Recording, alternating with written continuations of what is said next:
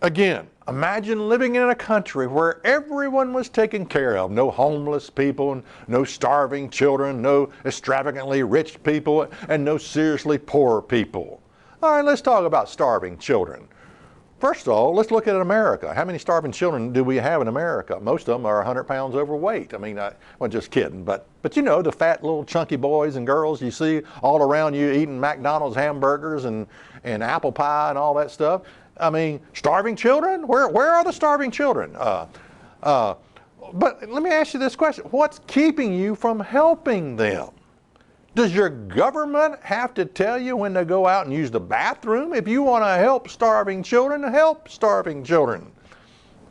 Now, if you don't have a job and you're still living in your father's basement and you're 35 years old, chances are, and you don't have a driver's license and you don't have a permit, chances are you're not going to be able to help starving children. But I'm thinking, you know, I've been doing this since I was 20 years old, helping starving children. I really have. They're not in America. They're over in other countries where I help starving children. But I've been doing this since I was 20.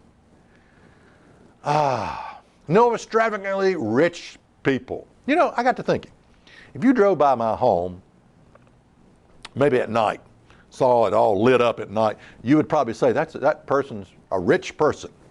But if you understood the work, the discipline, the hours that go into making a property look nice, you wouldn't want any part of it, I guarantee you that. I about killed myself making that place look nice. I love it. It's what I like to do. I'm just saying that's the way it works, okay? Now, understand that people that are rich surround themselves with good people. You have to. You surround, if you want to get rich, you got to surround yourself with good people. You don't surround yourself with bums. You don't surround yourself with lazy people. You don't surround yourself with people that are always putting you down. You just got to surround yourself with good people if you ever expect to be rich. You don't surround yourself with lazy people.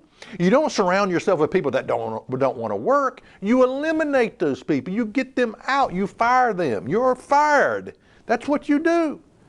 That's how you get rich, surrounding yourself with good, hardworking people. Ecclesiastes 5 and verse 19. Every man also to whom God has given riches and wealth, and has given him power to eat thereof, and to take his portion, and to rejoice in his labor. This is the gift of God. Let me ask you a question. Why do you despise the rich man? Why? Why are there people in America that despise people who are wealthy? If you knew what it took to get rich, you would honor that man, not hate him. I guarantee you that. If he were to take you out and say, let me show you what it took to get rich, you would have you'd be educated. You wouldn't be living in your ignorance. Okay, now, back to the parable of the talents. The one, he gave 1, another one 5, another one 10. They went out and multiplied their talents, except the one. He went and hid his money in the ground, and Jesus comes back and says, you lazy louch of a man. You know, you should at least put it in the bank and let it draw some interest. But here's the thing, the more talents you multiply, the larger your business becomes, the more people you can hire. Think about that. I mean, we better be grateful that there are wealthy people in the world who own businesses and can hire people. If it wasn't for the wealthy people, you wouldn't have a job, is what I'm saying. The reason you have a job is because someone is smarter than you. Do you realize that? Do you even have the sense to figure that one out? I knew it a long time ago. I used to work at a knitting mill. I worked there 3 months and I said, I'm out of here. I can't make any money. But anyway, 3 months at Sells Knitting in Martinsville.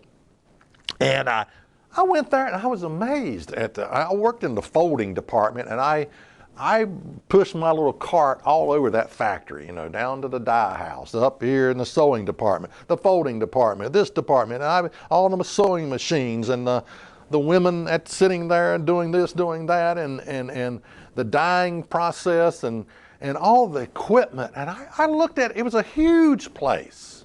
Huge. And I looked at it and I thought, man, someone was brilliant for figuring this stuff out. I mean, absolutely. I mean, they had an incredible mind, and they probably gave half of Martinsville a job, sales knitting, that is. But anyway, it's just the reason you have a job is because someone is smarter than you.